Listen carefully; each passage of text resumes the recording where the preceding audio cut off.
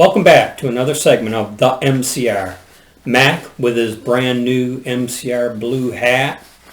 To my left, my name's TJ with my brand new MCR hat. If you notice, I'm sporting the Ranger bend as opposed to poor Mac there. Yeah, with my baseball bend for my baseball cap. Anyway, please like, share, and subscribe. We're on multiple platforms: YouTube, BitChute, YouTube, and Rumble. This segment, I'm going to talk about a Quinnipiac poll, and actually, it involves a topic that, as I thought about it, I know where I stand given this poll, but I also have a devil's advocate poll or devil's advocate position that I'm going to throw in with it. Okay, the poll. Americans were asked, what would they do if the United States were invaded, such as Ukraine by Russia? Would you stay or would you go? Yeah. 55% said they would stay and fight. 38% said they would leave the country. They broke it down to party affiliations, and 68% of the Republicans said they would stay and fight. 57% of the independents said they would stay and fight. 52% of the Democrats said they would stay and fight, with 40% saying, 40% of those affiliated with the Democrat Party said they would leave. Okay? I would like to think that we all would want to stay and fight and defend this nation.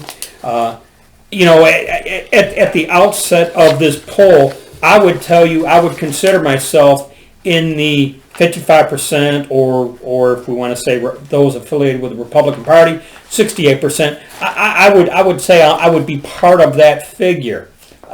Your thoughts so far, Mac? Well, I think it really reveals what we already know. The Democrats are ungrateful for the country. They'll walk around saying thank you for your service all day long, but it's an empty. The more and more I hear it, the emptier it sounds. They don't value this country. They don't think it's a good place. I'm amused a little bit by they would flee. Where is it exactly they would flee to? Yeah. Because if we're getting invaded, Canada's not safe, Mexico's not safe, and do they think they're getting a flight out? And Mexico's not even safe to begin with anyway. Yeah, right. So exactly. You talk about jumping from the... Mexico will be building a wall. Yeah. I'm not surprised at how the Democrat demographic group responded. They have no respect for the flag. They want to kneel. They have no respect for the national anthem. I would tell you, though, that question goes to the heart of the whole topic of nationalism, which is deemed evil because Putin is such a nationalist. Well, I would say nationalism, like anything, has to be in moderation. You can't say everything we do is great when you know it isn't. If the United States has committed wrongs in the course of history, but it's also done an awful lot of good, and still does to this day. But again, to mention, and I'll expand on what you said, which is, you know they're unhappy people, right? Oh, yeah. And the reason I think they're unhappy is because ungrateful people are always unhappy. Yeah. And they're ungrateful for what the gift that we've been given, and it's been sustained by go to Arlington, go to Gettysburg, go to any national cemetery. And you see people who sacrifice their life so that you could be a crybaby wuss. Yeah. When you have, and I'm going to say public schools because I don't believe necessarily, well, there's some, I would think there's some charter schools still more with it, with their curriculum. I know some of the private schools, especially if they're more parochial in design.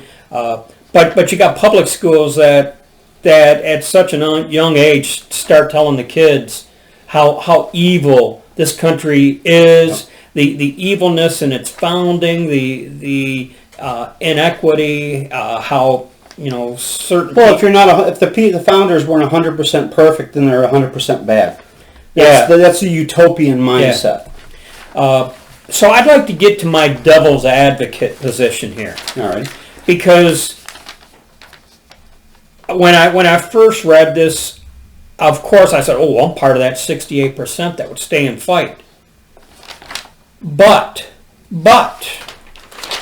if we continue on our path, if the Second Amendment is arbitrarily negated, if taxes continue to increase, if infringement on our way of life, our freedoms, continues to erode, I don't know if I could be part of that, 68% or 55% or whatever. I mean, that's the devil's advocate to this question. And I get what you're saying. And I had a young man come to me and say, "What would you think about me joining the military?" Why he was valued, in my opinion, I don't know. But I said, years ago I would have said, absolutely, we need the defense of this country. We need to defend our freedom and our liberties.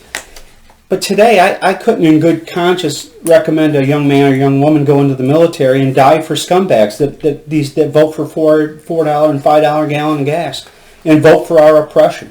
Yeah, and going back to our 2020 electoral anomalies, if a guy came to me saying, should I join the military, and I would have a very cynical approach. Fine, go in, be all you can be, and then get the hell out. Yeah. Do it for you, not for the country. Yeah. And it probably sounds kind of harsh, but well, if you're going to make the ultimate sacrifice, and if you join the military, that's a possibility. That going back to gratitude, will people be grateful? I mean, and when you think about the whole what we went through the last 2 years with COVID restrictions, is that worth defending? Hell no, it ain't worth defending. Well, I recently went to Las Vegas, and I had to, for 8-10 hours, wear a mask, which was very oppressive, I would tell you. In the air, I mean, the city's open wide up. You don't need a mask anywhere in Las Vegas now, because all the mandates have been dropped.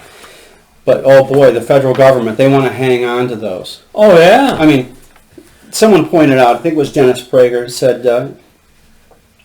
the fraud of it is this. You can eat on an airplane where you're not social distancing. You got within your 6 or 7 feet, you got 5 people. But you couldn't eat in a restaurant. Well, it really does display what a fraud that whole thing was. I'll go back to what I said originally. 2 years ago, hands down, I would have been part of the 68%. Well, I'm going to, Today, I'll probably still be part of that 68%, but it's not so easily answered this time around, I would tell you. I would tell you that I would be in the position of the young man or young woman you were advising on the military, and that don't do it for the country or your neighbors. Do it for yourself. Yeah. Fight for yourself. Well, and yeah, that now you're making it personal. Yeah, fight for your neighborhood. Fight for your domicile, your being, wherever it is you reside. And in closing, we always say, be safe, watch your six. Yeah, and don't tread on me. Well, especially watch your six in your neighborhood, because people, the Biden folks, are hiding their feelings right now, so they don't get. They don't have to admit responsibility for what's going on. And I hammered that out on Thank a Democrat. And that's my new mantra, by the way, if you didn't know. Yeah, well, we'll reference it further on down the road, I'm sure. Yeah. So that's all I got. I was just compelled to discuss that little Quinnipiac poll and my thoughts and counter thoughts and blah, blah, blah. Anything else? Nope, I'm good. Okay, that's a wrap for this one. See you in the next segment. As always, be safe, watch your six, and don't tread on me.